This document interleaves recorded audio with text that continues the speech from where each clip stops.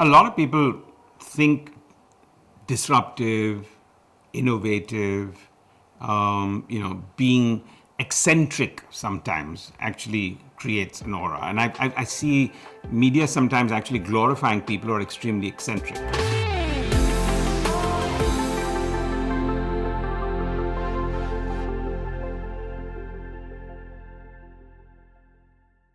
Now, if you read one or two stories of the founder of Apple and Steve Jobs and feel, see, he's eccentric and he's got buy-in. Look, actually, he's created the most valuable company in the world.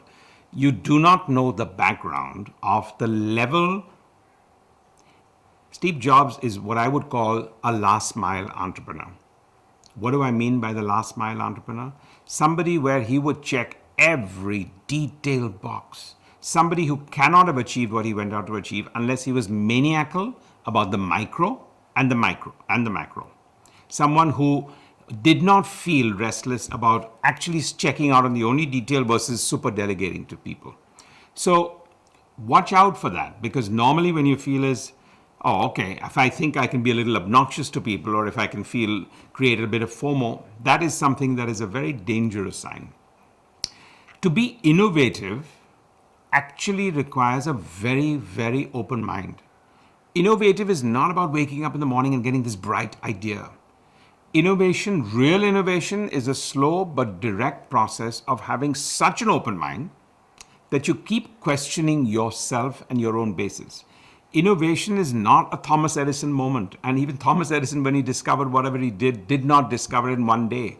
It was a process of curiosity that led to experimentation, that led to failure, that led to depression, that led to frustration, and then innovation happens. So there is no eureka moment for innovation, because you suddenly feel innovation is like a bulb that lights up. It doesn't. There's a whole backstory to it. So if you want to be and have an innovative DNA, just not for yourself, the most important part about innovation is it can't be a sole proprietorship. It needs to be team effort. So first, it's a tough task. You have to slowly develop this element of constantly being curious and really curious, not thinking that whatever I thought was the brightest idea, cross-examining and criticizing and getting people there. The second is, if you don't have it with the teamwork, it's going to be a challenge, because no one person can do it. You do need a team. It could be a team of 3, 30, 300, 3,000, 30,000. How do you build innovation to yourself? And then how do you build that culture of the organization? Otherwise, you could be a one-time person as far as that's concerned. I mean, even architects today can be geniuses, can design and they're very innovative. So you can take many trades where you can be extremely innovative, but you can do that as just, a character out of an Ayn Rand book with Howard Roark.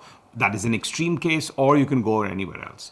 So innovation, please understand, is not a eureka moment. It is something that happens slowly over a certain period of time. You've got to connect the dots. You have got to have a very, very open mind in that. Creativity, most people think of creativity when it comes to entertainment, media, storytelling, and all of that. The core of creativity is in any business. What I look at when I'm looking at education, which can be the most disciplined environment as you go forward, the point is, what are the professors, what are the teachers you remembered most when you went back to study? The people who were extremely engaging, the people who actually came up and answered your questions in such a different and creative way. Creativity is in anything. Obviously, we know that now today, the creativity is in automobile design. 20 years back, if you said that, you would not look at the automobile sector or the construction sector as creative. But today, actually, design of anything is creative. And therefore, some of the best courses around the world today are not your MBAs. They're design thinking.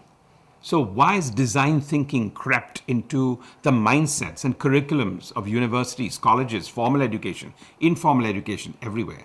Because it lights those mini bulbs inside you to be able to be extremely creative.